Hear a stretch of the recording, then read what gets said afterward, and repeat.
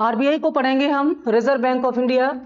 Banking structure हम पढ़ रहे हैं भारत का, और पिछले क्लास में हमने भारत के बैंकिंग स्ट्रक्चर पर बात की थी, जिसमें हमने देखा कि भारत में बैंकों की जो स्थापना है वो ब्रिटिश कालीन भारत में शुरू हुई, और ब्रिटिश कालीन भारत में ही 1770 ईस्वी में भारत का प्रथम व्यापारिक बैंक स्थापित किया गया, जिसका नाम था bank of Calcutta. Bank of Calcutta Bharat में स्थापित होने वाला पहला बैंक जरूर था, लेकिन ये चल नहीं पाया, तो ये फेल हो गया। इसके बाद 1806 ईस्वी में बैंक ऑफ बंगाल बना। तो जब प्रश्न पूछा जाएगा कि भारत में स्थापित प्रथम सफल बैंक कौन सा है, व्यापारिक पद्धति या यूरोपीय पद्धति पर आधारित, वह प्रथम व्यापारिक बैंक जो सफलतापूर्वक भारत में कार्य किया वो कौन सा है, तो वो है बैंक ऑफ बंगाल। और कब बना ये? 1806 ईस्वी में। ठीक है। इसके बाद फिर अलग अलग समय पर 1940, 1943 में दो और बैंक बने, बैंक ऑफ मद्रास और बैंक ऑफ बॉम्बे। ये तीन महत्वपूर्ण जो बैंक थे, bank of Madras, bank of Bombay, bank of Bengal, इन तीनों को, काफी बड़े बैंक थे ये, लेकिन तीनों ही प्राइवेट सेक्टर में थे। तीनों को 1921 में मिला दिया गया और एक बड़ा बैंक बनाया गया जिसका नाम था इंपीरियल बैंक ऑफ इंडिया। ठीक है। तो इंपीरियल बैंक ऑफ इंडिया को आगे चल करके एक कमेटी की सिफारिश पर, क्या नाम था उस कमेटी का? गोरवाला कमेटी। गोरवाला कमेटी की सिफारिश पर इसी इंपीरियल बैंक ऑफ इंडिया का राष्ट्रीयकरण करते हुए स्टेट बैंक ऑफ इंडिया का नाम दिया गया। कब? 1955 में। 1955 में एसबीआई का राष्ट्रीयकरण हुआ और इंपीरियल बैंक ऑफ इंडिया को ही एसबीआई या स्टेट बैंक ऑफ इंडिया का नाम दिया गया, जो वर्तमान में पब्लिक सेक्टर का सबसे बड़ा कमर्शियल बैंक है। ठीक। उसके बाद फिर बैंकों के विकास की प्रक्रिया का चरण शुरू हो जाता है हमारे आजादी के बाद। तो आजादी के बाद जो बैंकों की प्रक्रिया, या जितनी भी बैंक हमने पढ़ी थी उस समय, हम ये सारी बैंक पढ़ चुके हैं पिछले टॉपिक में हमारे। कब कौन से बैंक बने, फिर कैसे बैंकों को कैसे सरकारी बैंकों को पब्लिक बैंक में कन्वर्ट किया गया, और कैसे छोटे बैंकों का बड़े बैंक में मर्जन किया गया। उसके बाद पब्लिक सेक्टर के बैंकों की संख्या घट करके कितनी रह गई? 12। उनके नाम भी हमने नोट किए। ठीक है, क्योंकि तमाम बैंकों का एक दूसरे में विलय हो गया।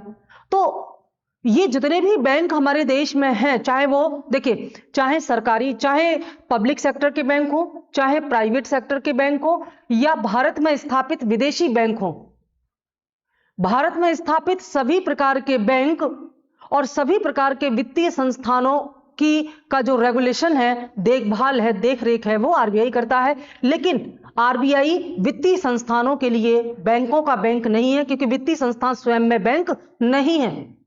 वित्तीय संस्थान जैसे मुथूट फाइनेंस, जैसे बजाज फाइनेंस, ये बैंक नहीं है। जब हम आपको ये बताएंगे कि आरबीआई बैंकों का बैंक है, उस समय ये बिल्कुल मतलब नहीं होगा कि इनका भी बैंक है, क्योंकि ये तो अपने आप में बैंक ही नहीं है जिनके नाम अभी हमने लिए। ठीक है। तो आज हम बात करेंगे भारत में संचालित कार्यरत समस्त बैंकों के बैंक, यानी कि देश के शीर्ष बैंक, देश के केंद्रीय बैंक आरबीआई या रिजर्व बैंक ऑफ इंडिया।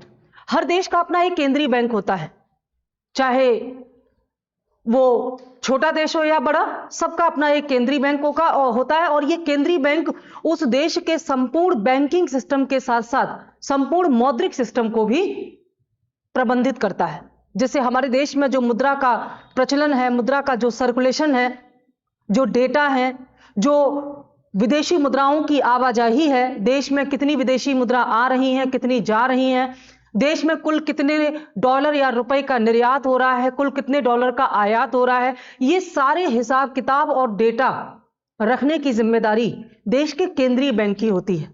तो केंद्रीय बैंक अपने आप में बड़ा ही एक महत्वपूर्ण बैंक होता है, जिसकी आज हम बात करेंगे। और भारत के केंद्रीय बैंक का नाम है reserve bank of India.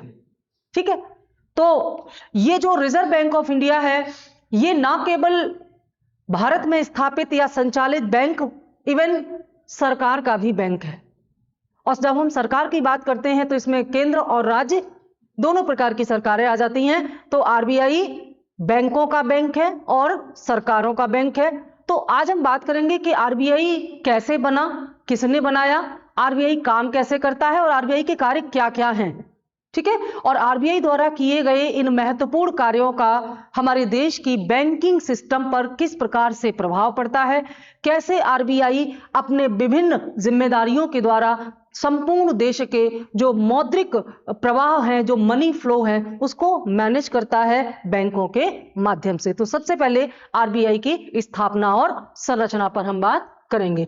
RBI की जो स्थापना है, आरबीआई की स्थापना किस प्रक्रिया के द्वारा हुई थी? आरबीआई की स्थापना किस प्रक्रिया के द्वारा हुई थी? एक संसदीय अधिनियम के द्वारा हुई थी। आरबीआई की स्थापना एक संसदीय अधिनियम के द्वारा हुई थी। और यह संसदीय अधिनियम कब पारित किया गया? 1934 में, 1934 में। किस नाम से पारित किया गया? यह पारित किया गया आरबीआई एक्ट 1934 के नाम से। और ब्रिटिशकालीन भारत में भारत की केंद्रीय बैंक के रूप में एक संस्था की आवश्यकता को ध्यान में रखते हुए इस संदर्भ में सुझाव देने के लिए एक कमेटी बनाई गई थी जिसका नाम था हिल्टन यंग कमेटी, ठीक है। तो स्थापना से संबंधी जो तथ्य हैं उनमें क्या क्या आ जाएगा? जो हिल्टन यंग कमेटी है, हिल्टन यंग कमेटी की सिफारिश पर, ठीक है। आप समझिए, हम आपको नोट कराएंगे कि सिफारिश पर। अच्छा, इसको नोट करते जाइए, महत्वपूर्ण यही है, जहां पर और डिटेल्स बताना होगा हम बताते जाएंगे, ठीक है। हिल्टन यंग कमेटी की सिफारिश पर एक अधिनियम पास किया गया जिसका नाम था आरबीआई एक्ट 1934। तो आरबीआई एक्ट 1934 में हिल्टन यंग कमेटी की सिफारिश पर भारत के लिए एक केंद्रीय बैंक की स्थापना या आवश्यकता पर बल देते हुए उसके प्रावधानों को एक बिल के रूप में प्रस्तुत किया गया। और जब यह बिल पास हो गया संसद के द्वारा तो यह क्या बन गया? अधिनियम बन गया, ठीक है। इस अधिनियम के आधार पर ही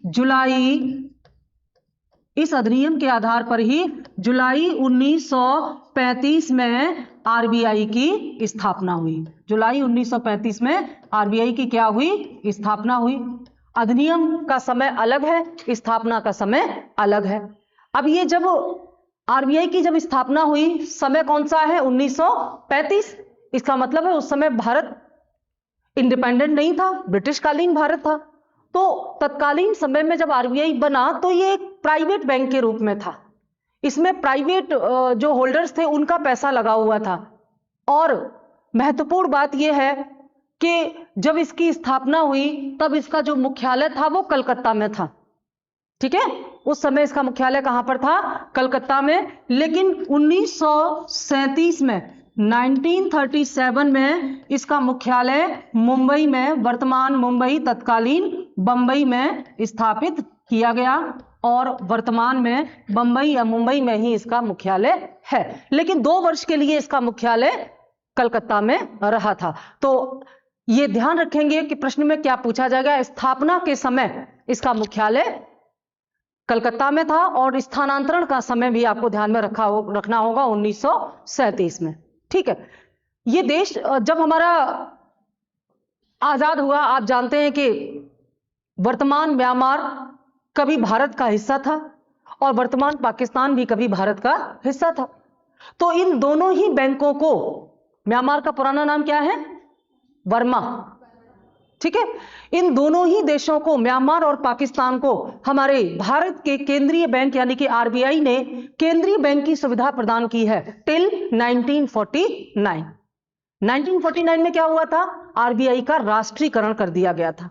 राष्ट्रीयकरण का मतलब क्या था? जब देश 1947 में आजाद हुआ तो उसके बाद आरबीआई पर संपूर्ण नियंत्रण भारत सरकार ने अधिकृत कर लिया आरबीआई को, और उसके संपूर्ण शेयर खरीद लिए और आरबीआई के प्रबंधन में सरकार की भूमिका महत्वपूर्ण हो गई। तो आरबीआई का जो राष्ट्रीयकरण का समय है वो, आरबीआई का राष्ट्रीयकरण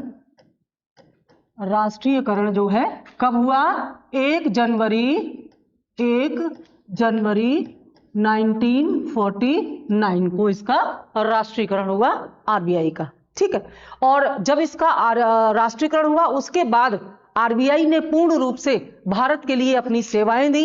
इसका मतलब है कि स्थापना से लेकर के यानी कि 1935 से लेकर के 1949 तक हमारे आरबीआई ने क्योंकि म्यांमार उस समय था, पाकिस्तान बाद में बना है, तो जब पाकिस्तान बना तो पाकिस्तान के लिए भी 1949 तक, क्योंकि उनके पास अपना कोई केंद्रीय बैंक नहीं था। फिर बाद में जब उनका अपना केंद्रीय बैंक बन गया तो आरबीआई ने फिर उनको सेवा देना बंद कर दिया। ठीक है, तो ये प्रश्न पूछ लिया जाता है कि आरबीआई ने किन किन देशों के लिए केंद्रीय बैंक के रूप में कार्य किया है, तो ये आपको ध्यान में रखना होगा। इसके अलावा जब आरबीआई बना था उस समय आरबीआई का जो प्रथम गवर्नर था वो कौन था? एक अंग्रेज था। तो इसका प्रथम गवर्नर जो है आरबीआई का कौन हो गया? Sir Osborne Smith. Sir Osborne Smith. और ये जो ओसबॉर्न स्मिथ है ये एक अंग्रेज था, इसलिए प्रश्न पूछा जाता है कि भारत का प्रथम आरबीआई का प्रथम भारतीय गवर्नर कौन था? ये भारत के तो थे नहीं, तो प्रथम भारतीय गवर्नर अगर पूछा जाएगा तो नाम आ जाएगा सीडी देशमुखा, यानी कि प्रथम भारतीय गवर्नर, इसमें हम नोट करेंगे सीडी देशमुख। और सीडी देशमुख बाद में देश के वित्त मंत्री भी बने थे। तो प्रथम भारतीय गवर्नर सीडी देशमुख हो जाएंगे हमारे। इसके अलावा वर्तमान में आरबीआई में कुल 25 गवर्नर नियुक्त हो चुके हैं और वर्तमान में जो गवर्नर है वो 25वें हैं और वर्तमान में। ठीक है, तो यहां पर हम नोट कर लेंगे वर्तमान 25वें गवर्नर। वर्तमान 25वें गवर्नर जिनकी नियुक्ति 2018 में हुई थी और उनका नाम है डॉक्टर शक्तिकांत दास। ठीक है, डॉक्टर शक्तिकांत दास वर्तमान में आरबीआई के गवर्नर हैं और ये जो है नियुक्त हुए थे कब? 2018 ईस्वी में। ठीक है, आरबीआई में हमारे देश के पूर्व प्रधानमंत्री और वित्त मंत्री डॉक्टर मनमोहन सिंह ने भी गवर्नर की भूमिका निभाई है। डॉक्टर मनमोहन सिंह इकलौती ऐसी पर्सनालिटी या व्यक्तित्व हैं जो देश के वित्त मंत्री भी रहे, जो देश के प्रधानमंत्री भी रहे और देश के आरबीआई के केंद्रीय बैंक के गवर्नर भी रहे। और यह गवर्नर कौन से नंबर के थे? 15वें गवर्नर थे। ठीक है, डॉक्टर मनमोहन सिंह देश के हमारी जो केंद्रीय बैंक है आरबीआई उसके 15वें गवर्नर के रूप में इन्होंने भूमिका निभाई है, तो इनके बारे में ये जानना जरूरी है। लेकिन दो नाम ये एग्जाम में पूछ लिए गए हैं, भारत के ऐसे 2 वित्त मंत्री का नाम बताइए जो देश के आरबीआई के गवर्नर भी रह चुके हैं। तो उनमें पहला नाम सीडी देशमुख का है और दूसरा नाम डॉक्टर मनमोहन सिंह का। ये दोनों वित्त मंत्री भी रहे और ये दोनों गवर्नर भी रहे। ठीक है, ये कुछ स्थापना से संबंधित इसके फैक्ट है। अब हम आते हैं कि आरबीआई काम कैसे करता है, आरबीआई का प्रबंधन कौन करता है, आरबीआई की जिम्मेदारी कौन उठाता है ना? तो उसमें आरबीआई के पास अपना जो है 21 सदस्यीय एक बोर्ड ऑफ डायरेक्टर होता है, निदेशक मंडल का एक बोर्ड होता है जो पूरे आरबीआई का प्रबंधन या मैनेजमेंट करता है। और इस 21 सदस्यीय निदेशक मंडल जो है जो आरबीआई का प्रबंधन करता है, इसमें कौन कौन शामिल होता है ये ध्यान में हमें रखना है। कौन शामिल होता है इसमें? इसमें एक होता है गवर्नर जो प्रोटोकॉल के हिसाब से सबसे उच्च पद पर आता है। ठीक है, इसके अलावा 4 उप गवर्नर होते हैं जिन्हें हम डिप्टी गवर्नर कह सकते हैं। 4 उप गवर्नर होते हैं और अभी हम आपको बताएंगे कि आरबीआई का एक मुख्यालय होता है, इसके अलावा आरबीआई के 4 क्षेत्रीय कार्यालय होते हैं, 4 उप कार्यालय भी बोल सकते हैं। इसके अलावा अलग अलग क्षेत्रों में 26 क्षेत्रीय कार्यालय भी होते हैं, क्योंकि भाई आरबीआई से कोई कार्य है तो मुंबई तो नहीं भागना पड़ेगा ना हर बार, तो क्षेत्रीय स्तर पर अलग है। तो यहाँ पर 4 जो उप कार्यकार होते हैं, उप कार्यालय होते हैं आरबीआई के, उन उप कार्यालय के जो गवर्नर हैं या उनके जो प्रमुख हैं वो भी इन 21 सदस्यों में शामिल होते हैं। तो इसको हम कैसे नोट करेंगे? 4 उप कार्यालय के प्रमुख कितने हो गए? 9 हो गए, ठीक है। इसके अलावा 2 सदस्य जो होते हैं ये वित्त मंत्रालय के प्रमुख होते हैं। जो हमारा वित्त मंत्रालय, क्योंकि वित्त मंत्रालय भी वित्त संबंधी कार्य करता है, आरबीआई भी मुद्रा संबंधी, तो दोनों के बीच में कम्युनिकेशन होना चाहिए, ठीक है। तो वित्त मंत्रालय के प्रतिनिधि हो गए यहाँ पर 2 सदस्य इसके रूप में हो गए। इसके अलावा इसमें 10 जो हैं वो कौन होते हैं? निदेशक होते हैं, और इन निदेशकों की नियुक्ति में सरकार की भूमिका महत्वपूर्ण होती है। कुल 21 हो गए। ये 21 सदस्य मिलकर के आरबीआई का पूरा प्रबंधन करते हैं। तो 21 सदस्यीय निदेशक मंडल में ये महत्वपूर्ण इसमें होता है। और जब आरबीआई का कोई डिसीजन लिया जाता है, कोई फैसला करना होता है, तो ये वोटिंग करते हैं, और इन वोटिंग में जब 10-11 से डिसीजन लिए जाते हैं तो ये जो निर्णायक वोट होता है गवर्नर का, ठीक है। मान लीजिए कोई फैसला लेना है आरबीआई को, तो उसमें वोटिंग होती है। तो अभी सी बात है कि आरबीआई जिधर हो जाएगा वहीं एक ज्यादा हो जाएगा, जैसे आधे आधे अगर बट गए तो आरबीआई दूसरी तरफ हो गया, तो वो डिसीजन मान्य होता है, उसी के आधार पर आरबीआई काम करता है। क्लियर है? यहां तक सबको समझ में आ रहा है? इसको फटाफट नोट करिए। अब हम आ जाएंगे सीधे आरबीआई के कार्य कि आरबीआई करता क्या है। ये तो आरबीआई की संरचना थी, स्थापना थी। इसके अलावा हम बात करेंगे आरबीआई के कार्य, जो कि बहुत महत्वपूर्ण है। सबसे ज्यादा प्रश्न यहीं से पूछे जाएंगे, आरबीआई के कार्य।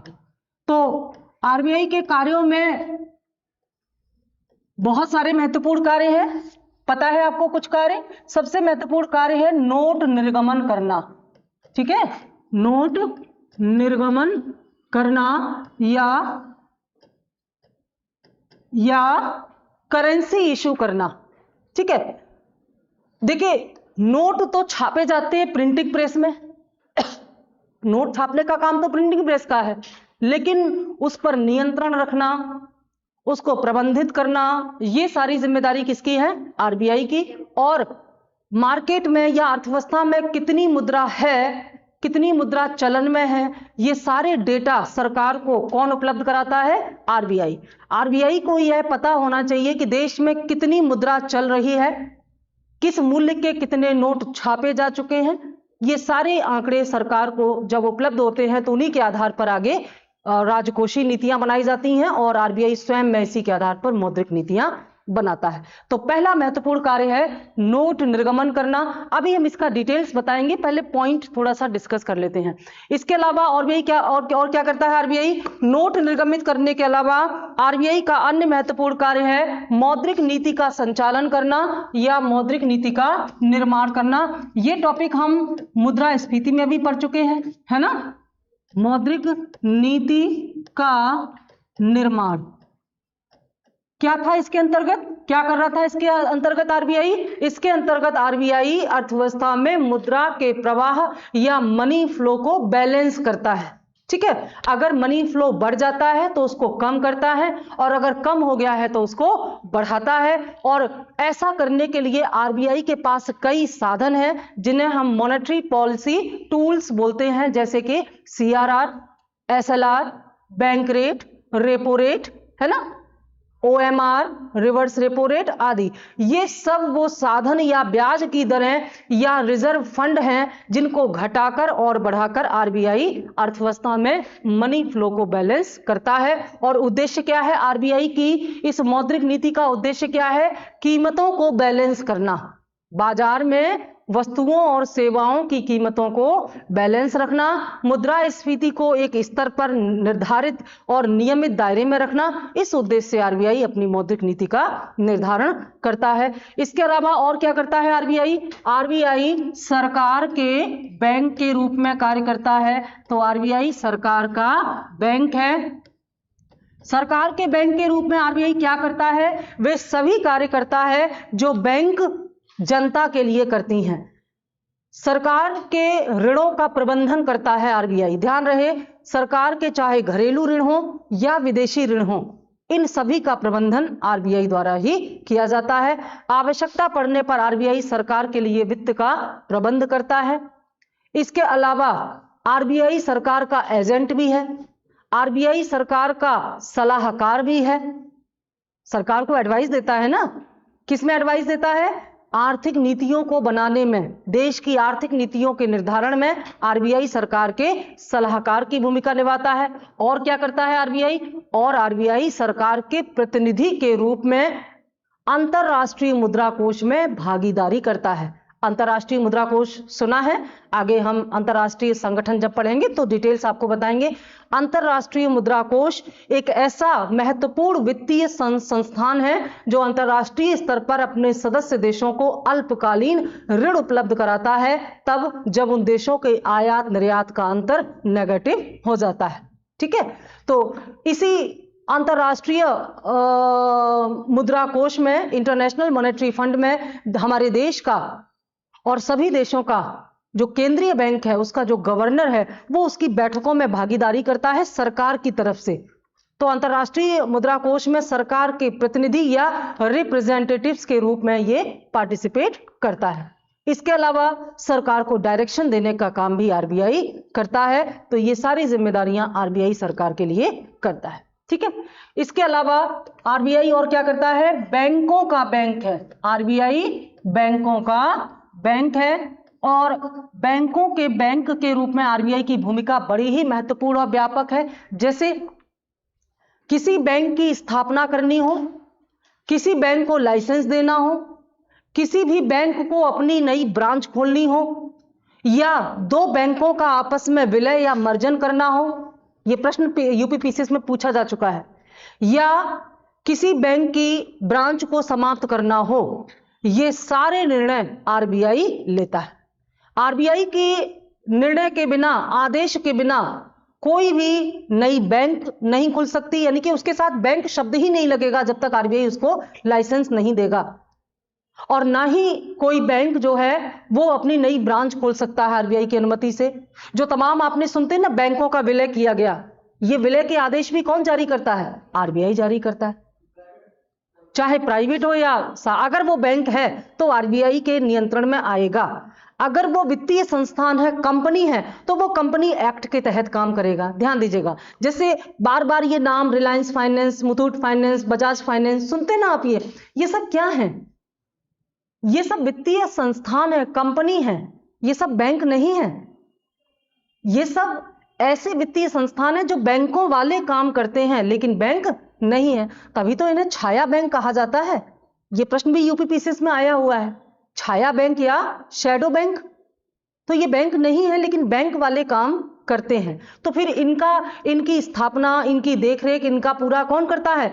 तो जितने भी वित्तीय संस्थान है, इनकी स्थापना आरबीआई एक्ट से नहीं होती, ना ही आरबीआई के लाइसेंस से होती, बल्कि ये कंपनी अधिनियम के आधार पर स्थापित होते हैं और कंपनी अधिनियम के आधार पर ही इनका संचालन होता है। जैसे कि किसी भी कंपनी की स्थापना होती है, उसका संचालन होता है, जिसके लिए कंपनी कानून बनाया है संसद ने। उसी तरह से जैसे आप कोई कंपनी चला रहे हैं तो आपकी कंपनी चलाने की शर्तें, कंडीशन किसी कानून से संचालित है ना, उसी कानून से ये वित्तीय संस्थान भी काम करते हैं। समझ गए ना? लेकिन इन वित्तीय संस्थानों द्वारा भी अर्थव्यवस्था में जो मनी फ्लो हो रहा है, जो क्रेडिट, जो भी ये काम कर रहे हैं, उसकी निगरानी आरबीआई करता है। ठीक है, क्योंकि भले ही ये वित्तीय संस्थान है लेकिन काम तो फाइनेंस सेक्टर में कर रहे हैं ना, वित्तीय क्षेत्र में काम कर रहे हैं ना। तो यहां पर हम बात कर रहे हैं कि आरबीआई बैंकों का बैंक है, तो इसका मतलब यह है कि ऐसे सभी संस्थान जो बैंक के रूप में हैं, उनका बैंक है आरबीआई, कंपनी का बैंक नहीं है। क्योंकि बैंक होने की एक बड़ी जिम्मेदारी है। जैसे वित्तीय संस्थानों का अगर विलय करना हो, समापन करना हो, तो आरबीआई आदेश नहीं देगा, उसके लिए कंपनी एक्ट का कानून लागू होगा। लेकिन बैंकों का विलय करना हो, बैंकों की ब्रांच खोलनी हो, तो इसमें आरबीआई की भूमिका है। अंतर है ना दोनों के कार्य क्षेत्र में। इसके अलावा जो बैंक हैं, उनके लिए अंतिम ऋणदाता की भूमिका निभाता है आरबीआई।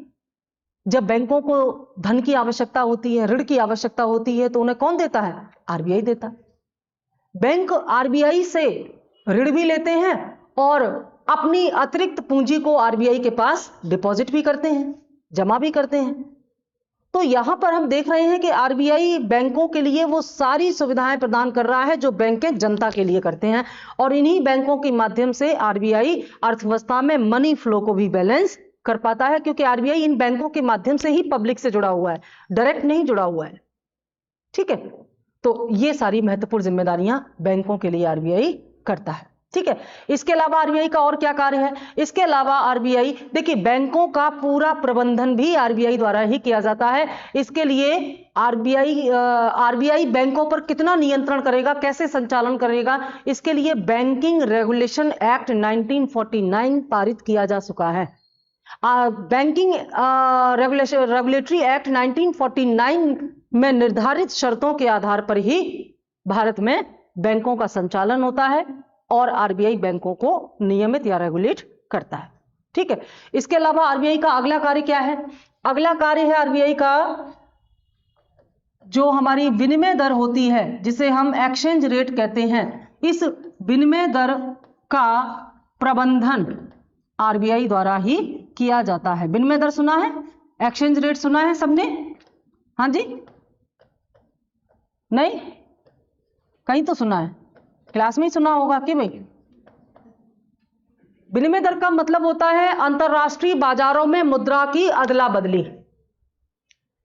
हमारे देश की मुद्रा का अंतरराष्ट्रीय बाजार में क्या मूल्य है, इसको हम कैसे दिखाएंगे? हमारी विनिमय दर से। तो विनिमय दर हमें बताती है कि अंतरराष्ट्रीय बाजार में हमारे देश की मुद्रा का क्या मूल्य है, और इस पर किसका नियंत्रण है, इस पर इसका प्रबंधन कौन करता है? आरबीआई। देखिए, भारत में 1991 में बहुत ज्यादा नीतियां परिवर्तित हो गई हैं। 1991 से पहले की भारत की अर्थव्यवस्था और उसके बाद की अर्थव्यवस्था में बहुत बड़ा परिवर्तन आया है, क्योंकि 1991 में भारत की अर्थव्यवस्था को उदार किया गया। लिबरलाइजेशन, प्राइवेटाइजेशन और ग्लोबलाइजेशन के पश्चात भारत की अर्थव्यवस्था बदली, तो आरबीआई का रोल भी तो बदला, आरबीआई का कार्य करने का तरीका भी तो बदला। 1991 से पहले हमारे देश की जो विनिमय दर थी, इसका पूरा नियंत्रण आरबीआई के पास था। आरबीआई स्वयं निर्धारित करता था कि हमारे देश की विनिमय दर क्या होगी, जैसे डॉलर का रुपए में मूल्य क्या होगा, यह आरबीआई या सरकार तय करते थे। लेकिन जब देश में उदारीकरण आया तो फिर यह नियम बदलना पड़ा, और वर्तमान में 1991 के बाद भारत की विनिमय दर का निर्धारण आरबीआई नहीं करता, बल्कि प्रबंधन करता है आरबीआई। दोनों बातों में अंतर है ना? वर्तमान में हमारे देश की विनिमय दर, यानी कि $1 का रुपए में मूल्य क्या होगा, यह आरबीआई द्वारा तय नहीं किया जाता, बल्कि डॉलर के अनुपात में रुपए का मूल्य बहुत ज्यादा डाउन ना हो, इसका प्रबंधन करता है आरबीआई, है ना? जैसे अगर भारतीय अर्थव्यवस्था के लिए अनुकूल है कि $1 75 रुपए होना चाहिए, और अगर ये चेंज होकर के 85 रुपए हो गया, तो इससे भारतीय अर्थव्यवस्था को नुकसान होगा। तो आरबीआई की ये जिम्मेदारी है कि ये यहां से यहां लेकर के जाए, तो इसको कहते हैं प्रबंधन करना। लेकिन आरबीआई स्वयं तय नहीं कर सकता कि नहीं 75 ही होगा। आरबीआई कुछ ऐसा करेगा कि अपने आप हो जाएगा 85 से 75, समझ गए ना? लेकिन 1991 से पहले आरबीआई ही तय करता था।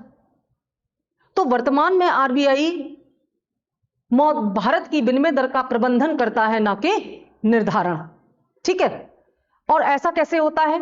वर्तमान में हमारे देश की जो विनिमय दर है वो किस आधार पर तय होती है? वो तय होती है उसकी मांग और पूर्ति के आधार पर। मांग और पूर्ति के आधार पर, यानी कि अगर डॉलर की डिमांड ज्यादा है तो डॉलर महंगा हो जाएगा, और डॉलर की डिमांड कम है तो डॉलर सस्ता हो जाएगा। जैसे बाजार में कोई भी सामान की कीमत ऐसी तो तय होती है। तो आरबीआई क्या करता है? आरबीआई डॉलर की डिमांड को घटाकर और डॉलर की आपूर्ति को बढ़ाकर इसकी कीमतों में कमी करने का प्रयास करता है, जिससे कि कीमतें 85 से 75 हो जाए, है ना? ऐसा कैसे कर पाता है आरबीआई? क्योंकि आरबीआई के पास विदेशी मुद्रा का भंडार होता है। तो अगला कार्य क्या हो गया आरबीआई का? विदेशी मुद्रा भंडार का संरक्षण। विदेशी मुद्रा भंडार का संरक्षण। विदेशी मुद्रा भंडार का संरक्षण का मतलब क्या है? आरबीआई यह प्रयास करता है कि भारत के पास सफिशिएंट विदेशी मुद्रा का भंडार रहे, विदेशी मुद्रा का भंडार कम ना हो, और ये कैसे ज्यादा बढ़ सकता है इसके लिए आरबीआई प्रयास करता है। जैसे कि 1991 में जब भारत में विदेशी मुद्रा का संकट आया था तो उसके समाधान के रूप में आरबीआई ने बहुत सारी नीतियां लागू की थी।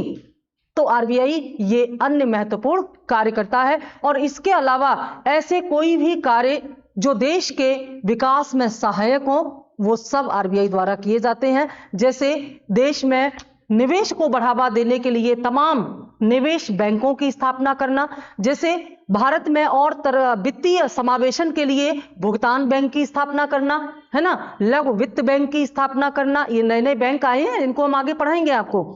तो ये सारे कार्य जो देश के वित्तीय व्यवस्था से संबंधित है वो सब आरबीआई करता है। तो भारत की जो वित्तीय व्यवस्था में जो मुद्रा बाजार का पार्ट है उसका पूरा नियंत्रण आरबीआई द्वारा किया जाता है। यहां बात समझ में आई आप सबको? अब इनमें से हम एक एक कार्य की व्याख्या करेंगे। तो यहां पर हमारा पहला कार्य, हेडिंग लिखिए, मुद्रा का निर्गमन। ठीक है, मुद्रा का निर्गमन। ये जो मुद्रा का निर्गमन है जो आरबीआई द्वारा किया जाता है, इसमें पहली बात तो ये कि आरबीआई सरकार के आदेश पर मुद्रा छापता है। समझ गए? आरबीआई सरकार के आदेश पर नोट छापता है और इसके अंतर्गत सरकार और आरबीआई के बीच में डिस्कशन होता है। आपने देखा कि आरबीआई के प्रबंधन में सरकार के प्रतिनिधि होते हैं, वित्त मंत्रालय के प्रतिनिधि होते हैं। तो यहां पर चर्चा होती है कि देश के लिए, आर्थिक विकास के लिए कितनी मुद्रा, किस नोट की मुद्रा छापी जानी चाहिए। जब देश में विमुद्रीकरण हुआ था तो इस विमुद्रीकरण के बारे में सरकार को और आरबीआई के प्रबंधन को जानकारी थी, क्योंकि आरबीआई की सहायता से ही तो विमुद्रीकरण हुआ है। हालांकि इस मैटर को बड़ा ही गोपनीय रखा गया था, क्योंकि विमुद्रीकरण इसलिए किया गया था कि जो करप्शन है, जो भ्रष्टाचार है, और भ्रष्टाचार के द्वारा जो मुद्रा का संग्रह हो गया है अर्थव्यवस्था में, उस मुद्रा को बाहर निकाला जाए, काले धन को बाहर निकाला जाए और नई मुद्रा बाजार में लाई जाए। तो ये बात कॉन्फिडेंशियल रखी गई थी ना, किसी को पता ना चले। लेकिन आरबीआई को तो पता ही था ना, सरकार को पता था। आरबीआई की सहायता के बिना कहां सरकार ये काम कर सकती। तो आरबीआई और सरकार के बीच जो डिस्कशन होता है उसके उपरांत ही ये फैसले लिए जाते हैं कितनी मुद्रा छापनी है और कैसे छापनी है। और सरकार ही वो सिद्धांत बनाती है जिसके आधार पर आरबीआई नोट छाप सकता है। तो आरबीआई के जो नोट छापने का सिद्धांत है वो वर्तमान में क्या कहलाता है? आनुपातिक, ये आनुपातिक पहले था, ये है न्यूनतम आनुपातिक रिजर्व। आनुपातिक, ये न्यूनतम रिजर्व जो है, ये न्यूनतम रिजर्व क्या है? यानी कि आरबीआई के पास न्यूनतम मुद्रा, न्यूनतम धन या संपत्ति क्रेडिट के रूप में होनी चाहिए, तभी आरबीआई नोट छाप सकता है। और इस न्यूनतम जो आरक्षण है जिसको आरबीआई अपने पास रखता है एज अ गारंटी, उसका मूल्य है 200 करोड़ रुपए। ठीक है, यानी कि आरबीआई के पास जो है वो हर समय 200 करोड़ रुपए के बराबर विदेशी मुद्रा होना जरूरी है। 200 करोड़ रुपए के बराबर अगर आरबीआई के पास विदेशी मुद्रा नहीं है तो आरबीआई नोट नहीं छाप सकती। ये ध्यान देने की जरूरत है। ठीक है, ये क्या है? न्यूनतम अनुपात। पहले क्या था? ये कब से लागू हुआ न्यूनतम अनुपात? 1957 से, 1957 से। 1957 से पहले आनुपातिक अनुपात रखना पड़ता था, यानी कि अगर सरकार को 10,000 करोड़ रुपए छापने हैं तो इतने ही मूल्य की विदेशी मुद्रा का अपने पास रखना जरूरी होता था। उस समय नए नोट छापना बड़ा ही कठिन कार्य होता था। जैसे जैसे हमारे देश की अर्थव्यवस्था आगे बढ़ी, ज्यादा से ज्यादा नए नोट छापने की आवश्यकता हुई, तो इस सिद्धांत को बदला गया और इसमें इसे न्यूनतम निधि प्रणाली के तहत कम से कम रिजर्व रखने का यहां पर क्राइटेरिया बनाया गया। इस न्यूनतम निधि प्रणाली, यानी कि ये जो न्यूनतम निधि प्रणाली है, न्यूनतम निधि प्रणाली है, इसमें पूछा जाता है कि कितना रिजर्व आरबीआई अपने पास रखता है, तो न्यूनतम निधि प्रणाली में कम से कम 200 रुपए, ठीक है, 200 करोड़ रुपए, कम से कम 200 करोड़ रुपए। और इसमें क्या होगा, इसमें विदेशी मुद्राएं होंगी और गोल्ड होगा, लेकिन गोल्ड जो है वो किसी भी कीमत पर 115 करोड़ से कम नहीं होना चाहिए। ये क्या होना चाहिए, गोल्ड। और ये क्या, बाकी का जो कितना बचा, 85 करोड़। 85 करोड़ क्या हो सकता है, डॉलर हो सकता है, यूरो हो सकता है, ठीक है, येन हो सकता है, पाउंड स्टर्लिंग हो सकता है। ये सब क्या है, विदेशी, अन्य महत्वपूर्ण विदेशी मुद्राएं हैं। और ये क्या है, गोल्ड। तो किसी भी समय आरबीआई के पास न्यूनतम 200 करोड़ से कम का अगर विदेशी भंडार होगा तो आरबीआई नोट नहीं छाप सकता। आरबीआई का जो विदेशी मुद्रा का भंडार होता है, इसमें केवल विदेशी मुद्राएं ही नहीं होती, इसमें गोल्ड भी होता है। गोल्ड सबसे ज्यादा विश्वसनीय विदेशी मुद्रा या सबसे विश्वसनीय संपत्ति के रूप में इस्तेमाल किया जाता है। आरबीआई के पास गोल्ड का रिजर्व है। मान लो दूसरे देशों की मुद्राओं का मूल्य भी डाउन हो गया तो गोल्ड तो बचेगा ना, ठीक है। तो इस प्रकार से वर्तमान में न्यूनतम निधि प्रणाली के आधार पर आरबीआई नोट छापती है। और इस नोट में समय समय पर बहुत सारे परिवर्तन किए गए, नोट के स्वरूप भी बदले हैं, नोट का जो आकार है बदला है। महात्मा गांधी की उसमें पिक्चर कब आई, कब अशोक स्तंभ होता था, कब से रुपया, पहले रुपया आने में होता था, है ना, 1 रुपए में 16 आने होते थे ना, इसीलिए 50 पैसे को 8 आने कहा जाता था, अठन्नी भी बोलते हैं उसको हम, है ना, 16 आने सच बोलते हैं ना, 16 आने सच। और 25 पैसे को चवन्नी बोला जाता था। तो चवन्नी का मतलब क्या है, 4 आना, अठन्नी का मतलब क्या है, 8 आना, 16 आने मतलब पूरा, फुली।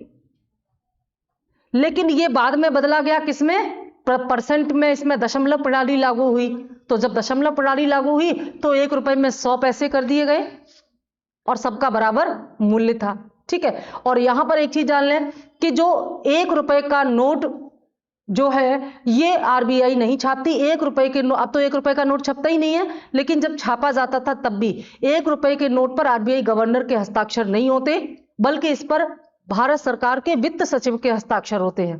बाकी सभी नोट पर आरबीआई के साइन होते हैं। तो 1 रुपए का नोट और सभी प्रकार के सिक्के भारत सरकार द्वारा छापे जाते हैं या जारी किए जाते हैं। इसके अलावा जितने भी प्रकार के जो नोट है, करेंसी है, वो आरबीआई छापता है, ठीक है। लेकिन सभी प्रकार के नोट इंक्लूडेड 1 का नोट और सभी प्रकार के सिक्कों के परिचालन, सर्कुलेशन का प्रबंधन आरबीआई करता है। इनका डेटा, इनका नियमन, इनका नियंत्रण, ये सारी जिम्मेदारी आरबीआई की होती है, ठीक है। तो इसका डिटेल्स हम नोट करा देते हैं, उसके बाद फिर हम आगे आएंगे।